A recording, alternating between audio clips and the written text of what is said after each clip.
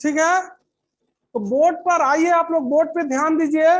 आज का टॉपिक है अकबर और इसका शासनकाल था 1556 से 1605।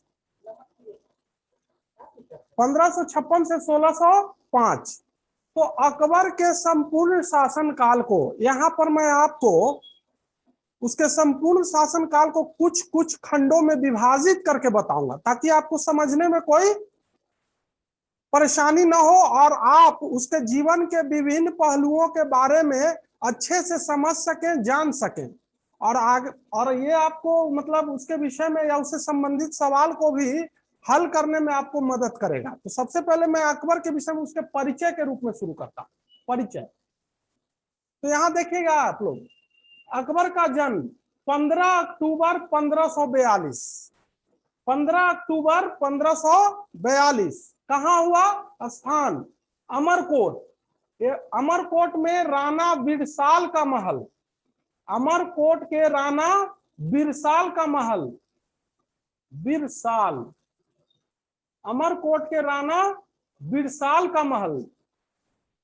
ये अमरकोट कहाँ है वर्तमान में? तो ये अमरकोट अभी है आपको पंजाब में, ये अमरकोट पंजाब में है।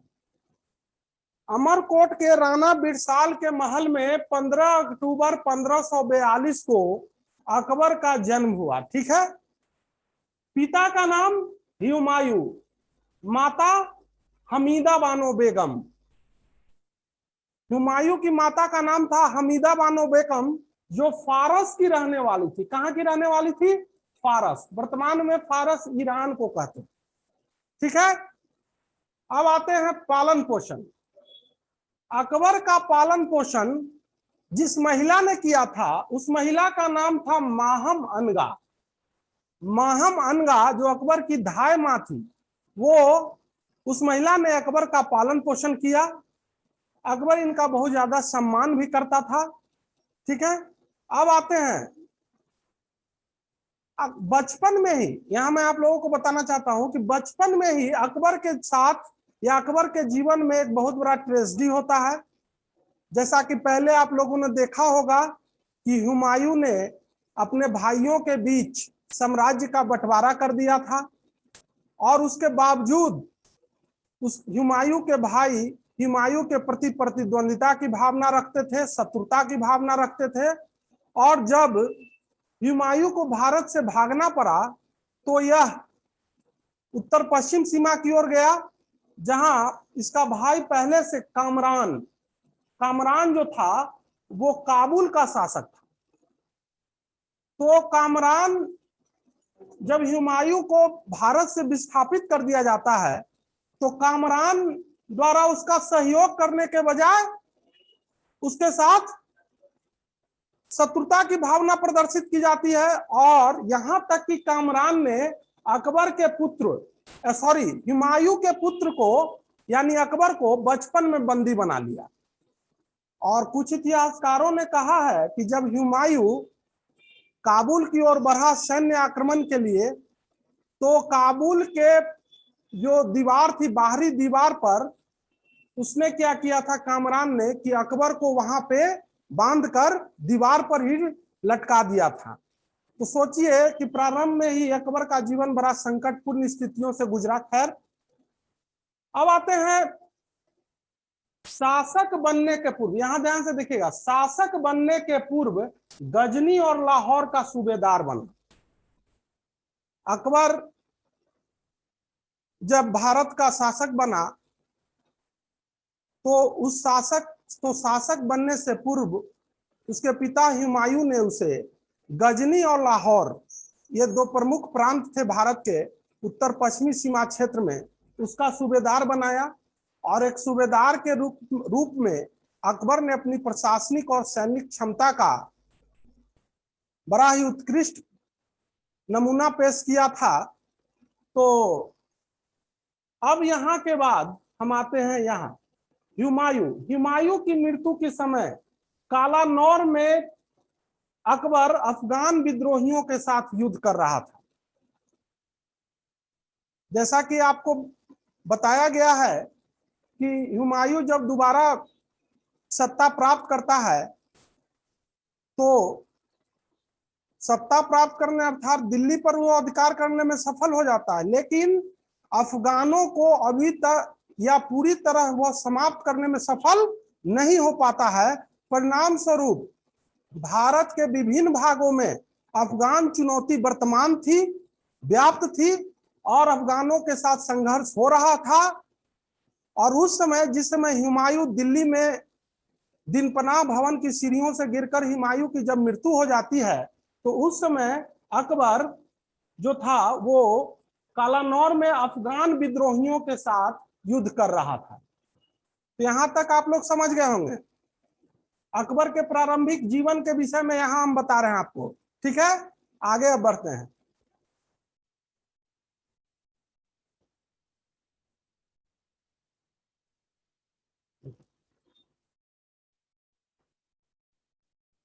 यहां पे आप लोग देखिएगा राज्याभिषेक। अकबर का राज्याभिषेक 14 फरवरी 1556 14 फरवरी 1556 को किया गया और वो कालानौर में ही किया गया। जैसे ही हुमायूं के मृत्यु का समाचार मिला तो अकबर के शुभ चिंतकों ने कालानौर में ही अकबर का राज्याभिषेक कर दिया। और जिस समय उसका राज्याभिषेक किया गया उस समय अकबर की उम्र मात्र 13 वर्ष 4 महीना थी। कितना था? 13 वर्ष 4 महीने की आयु में यह भारत का शासक बनता है। ठीक है, अब आते हैं शासक बनने के पश्चात जैसा कि आप लोग देख रहे हैं उस समय इसकी उम्र थी मात्र 13 वर्ष 4 महीना और चूंकि अल्प आयु का था तो उसको देखते हुए 1556 से 1560 तक बैरम खां के संरक्षण में, बैरम खान हुमायूं का विश्वास पात्र था और हुमायूं को दोबारा भारत की सत्ता प्राप्त करने में बैरम खान ने का महत्वपूर्ण सहयोग प्राप्त हुआ था। अतः कहा जाता है कि हुमायूं ने बैरम खां को यह कहा था कि यदि वो न रहे तो वैसी स्थिति में वो अकबर के साथ उसके अभिभावक की तरह व्यवहार करे। परिणाम स्वरूप 1556 से 1560 तक बैरम खां के संरक्षण में अकबर ने व्यतीत किया। 1556 में जब अकबर शासक बनता है तो शासक बनने के पश्चात उसने सबसे बड़ा प्रशासनिक कदम जो उठाया वह यह था कि उसने बैरम खां को अपना वकील मतलब वजीर यानी प्रधानमंत्री, बैरम खां को अपना वकील नियुक्त किया। तो यहां तक आप लोग समझ गए होंगे ये अकबर का प्रारंभिक जीवन था। जन्म से लेकर सत्ता ग्रहण करने तक अकबर के जीवन की ये प्रमुख घटनाएं थी। अब हम आगे बढ़ेंगे और आगे आप लोग देखिएगा, ध्यान से आप लोग देखते रहिएगा।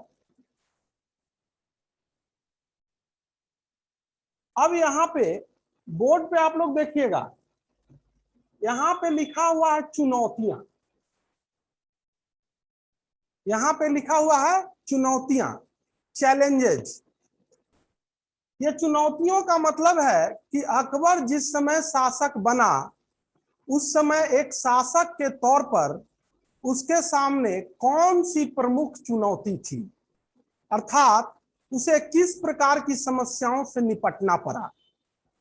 क्योंकि इन चुनौतियों का अकबर ने जिस प्रकार से सामना किया और जिस प्रकार से इनका समाधान किया, वास्तव में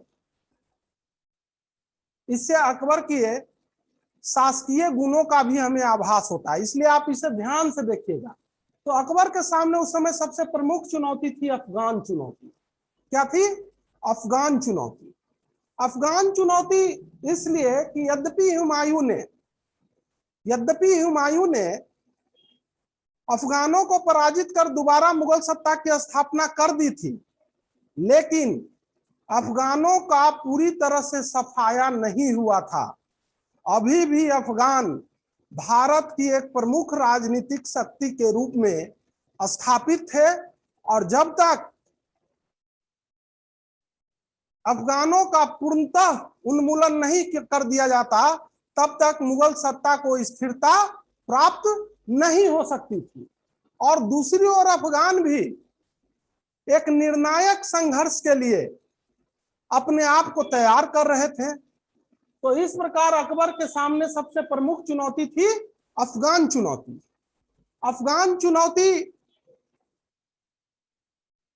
से निपटने के लिए अकबर ने प्रयास शुरू कर दिए। उधर अफगान भी निर्णायक संघर्ष के लिए तैयार हो रहे थे और अंततः 5 नवंबर 1556 में पानीपत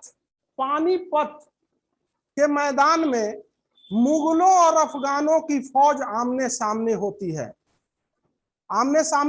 होती है और उसमें दोनों ही पक्षों के बीच भयंकर युद्ध होता है। कहा जाता है कि युद्ध की जो शुरुआत में अफगानों ने युद्ध में बढ़त बना लिया था, लेकिन दुर्भाग्यवश युद्ध के बीच में ही अफगान सेनापति हेमू के आंख में एक तीर लगती है और वह मूर्छित होकर गिर पड़ता है।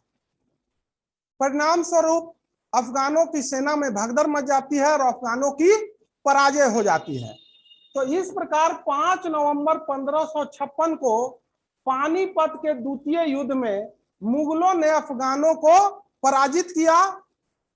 यहां पे गौर कीजिएगा, इस युद्ध में मुगल सेनापति अर्थात मुगल सेना का नेतृत्व कर रहा था, उस व्यक्ति का नाम था बैरम खान। उस व्यक्ति का क्या नाम था? बैरम खान। और दूसरी ओर अफगान सेनापति था हेमू।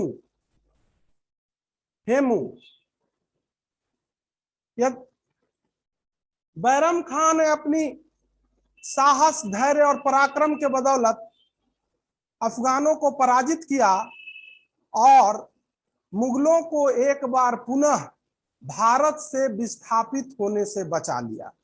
ठीक है, तो यहां तक आप लोग समझ गए होंगे। पानीपत का द्वितीय युद्ध 5 नवंबर 1556 को हुआ और इस युद्ध में अब मुगलों की विजय होती है और इस विजय का नायक, मुगलों का नायक जो था वो बैरम खान था। ठीक है, अब हम आगे देखेंगे।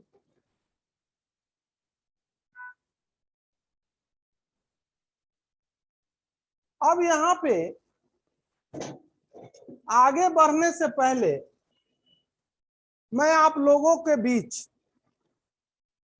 यहां कुछ देर पहले अभी मैंने जो पानीपत के युद्ध में अफगानों के सेनापति हेमू और मुगलों के सेनापति बैरम खां की जो चर्चा मैंने आपके सामने किया, तो जरा इन दोनों के विषय में मैं चाहता हूं कि आपको जानकारी दे दूं, क्योंकि ये महत्वपूर्ण भी है और इससे संबंधित प्रश्न भी पूछे जाते हैं। तो आइए सबसे पहले मुगल सेनापति बैरम खान का परिचय मैं यहां आपको दूंगा। तो याद रखिएगा, पॉइंट वाइज आप ध्यान से देखिएगा। तो सबसे पहले यह ईरान का रहने वाला था। कहां का रहने वाला था? ईरान का। और ईरान का रहने वाला था और शिया मत, यानी जैसे मुस्लिम धर्म के जो प्रमुख मत हैं शिया और सुन्नी, उसमें यह शिया मत को मानने वाला था, जबकि आपको पता है कि मुगल सुन्नी मत में विश्वास करते थे। दूसरी बात, यह हुमायूं का विश्वास पात्र था, अर्थात हुमायूं का एक प्रमुख सरदार के रूप में हुमायूं ने इसे एक प्रमुख सरदार का ओहदा प्रदान किया था और एक तरह से हुमायूं का यह मित्र भी था। तो हुमायूं का विश्वास पात्र था। अकबर का संरक्षक एवं वकील, 1556 में जब अकबर शासक बनता है तो उसने बैरम खान को अपना संरक्षक नियुक्त करता है, वकील नियुक्त करता है। जब वकील यानी कि वकील एक पद था मुगलों के अधीन। वकील का एक पद था जो मुख्यतः वजीर, इसको आप कह सकते हैं, यानी एक तरह से यह प्रधानमंत्री, प्राइम मिनिस्टर जो आज का है उसके समान आप इसको समझिए, वकील। आगे चलकर यहां लिखा हुआ है कि अकबर के साथ मतभेद एवं विद्रोह।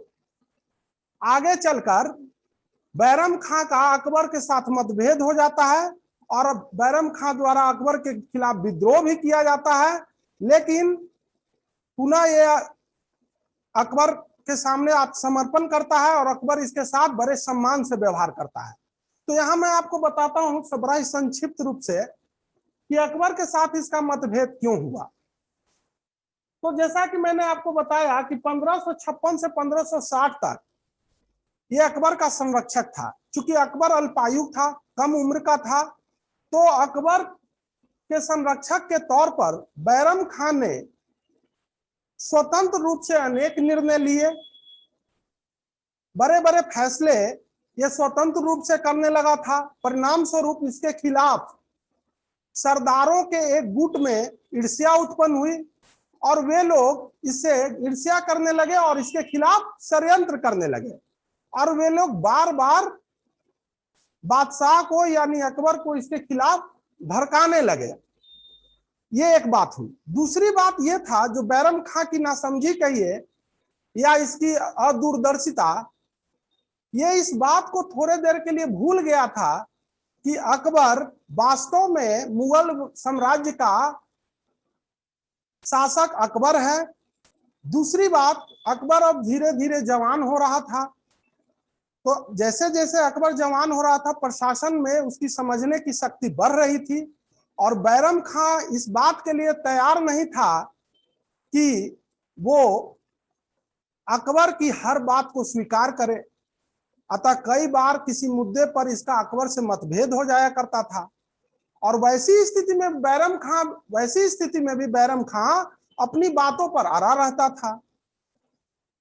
बैरम खां के इस रवैये को देखकर अकबर को ऐसा लगा कि अब समय आ गया है जब बहुत ज्यादा दिनों तक शासन और प्रशासन की डोर किसी एक व्यक्ति के जिम्मे छोड़ना ठीक नहीं है। उसने क्या किया, उसने एक प्लान किया। उसने एक ऐसा प्लान तैयार किया कि बैरम खां की निरंकुशता को पर अंकुश भी लग जाए और बैरम खान चुपचाप यानी स्वेच्छा से उसे अपना सम्राट भी स्वीकार करने लगे।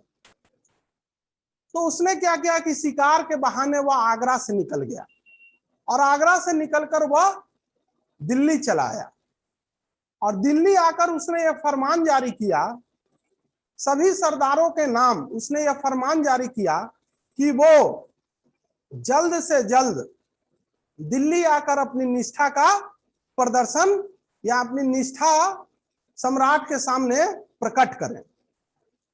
यद्यपि बैरम खां को इस बात को लेकर इस बात से कोई किसी भी प्रकार का कोई विरोध नहीं था और ऐसा भी नहीं था कि वो अलग सत्ता का भोग करना चाहता, ऐसा भी नहीं। इतिहासकारों ने कहा है कि बैरम खां सत्ता का उपभोग करना चाहता था, ऐसी कोई मंशा नहीं थी उसकी, लेकिन सरदारों के एक गुट द्वारा उसके खिलाफ किए जा रहे षड्यंत्र से वह क्षुब्ध था और इस बात को लेकर उसमें गुस्सा था कि सुल्तान उनकी बातों यानी बादशाह उसकी बातों में आकर उसे अपमानित कर रहे हैं और आवेश में आकर बैरम खां ने अकबर के खिलाफ विद्रोह कर दिया, लेकिन जल्द ही उसे अकबर के समक्ष आत्मसमर्पण करना पड़ा। दूसरी ओर अकबर भी एक महान शासक था, वो बैरम खां का सम्मान करता था। उसने सम्मान पूर्वक बैरम खां को माफ कर दिया और उनके सामने 3 शर्तें रखी। उनके सामने 3 शर्तें रखी। एक, दरबार में सेवा। दूसरा, किसी भी प्रांत का मनसबदार बनना और तीसरा, हज के लिए मक्का जाना। जैसा कि मैंने आपको बताया कि बैरम खां हुमायूं के समय या हुमायूं का विश्वास पात्र था और अकबर उससे आयु में बहुत छोटा था और इस संघर्ष के पश्चात बहुत ज्यादा मतलब बैरम खां की प्रतिष्ठा को धक्का लगा था, तो उसने स्वेच्छा से सुल्तान के सामने मक्का जाने की पेशकश की और अकबर भी इसके लिए राजी हो गया। लेकिन मक्का जाने के दौरान ही रास्ते में पाटन में एक अफगान के द्वारा उसकी हत्या कर दी जाती है। एक अफगान के द्वारा उसकी हत्या कर दी जाती है। और पाटन जो अभी है गुजरात में, ध्यान दीजिएगा आप लोग, बैरम खां की हत्या मक्का जाने के क्रम में पाटन में किया जाता है, और ये पाटन वर्तमान में गुजरात में। तो इस प्रकार बैरम खां का ये चैप्टर क्लोज हुआ। अब आते हैं हम लोग हेमू पर।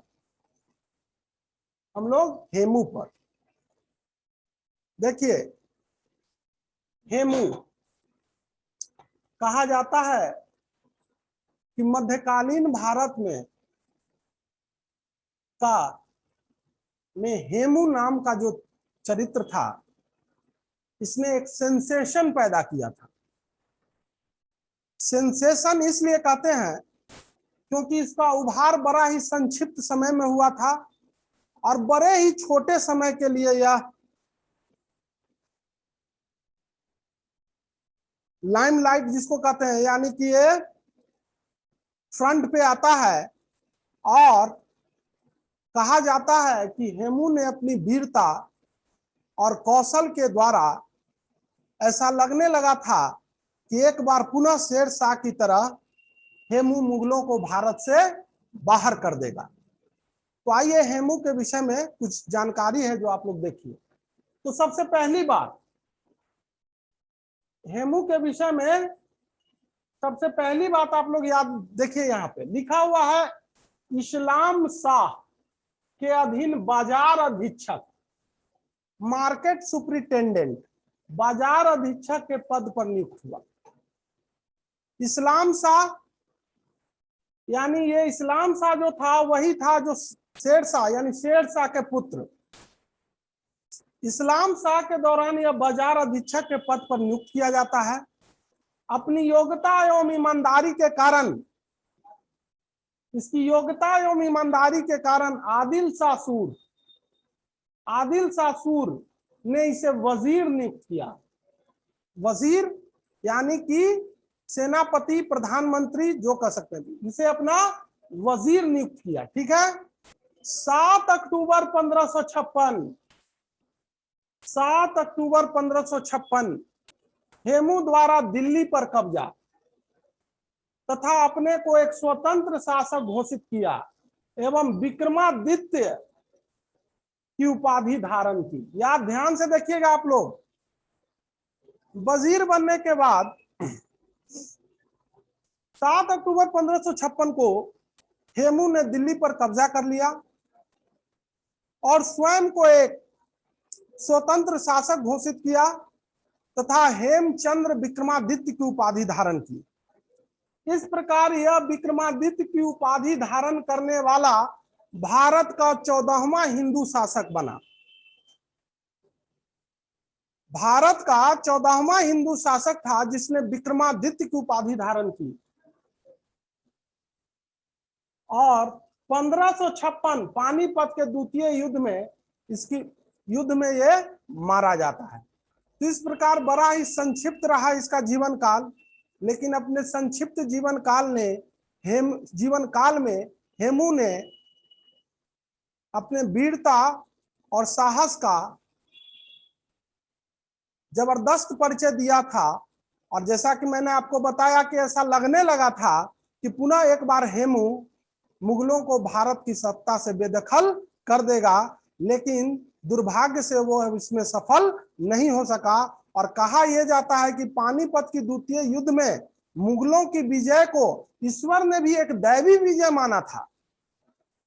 अकबर ने भी एक दैवी विजय माना था। अकबर का भी मानना था कि वो जीतने के योग्य, अर्थात वो अफगानों से श्रेष्ठ नहीं था, लेकिन यह ईश्वर की कृपा थी कि वो उसकी जीत हुई और वो मुगल सत्ता को कामयाब रखने में सफल हो सका। अब आगे बढ़ते हैं हम लोग।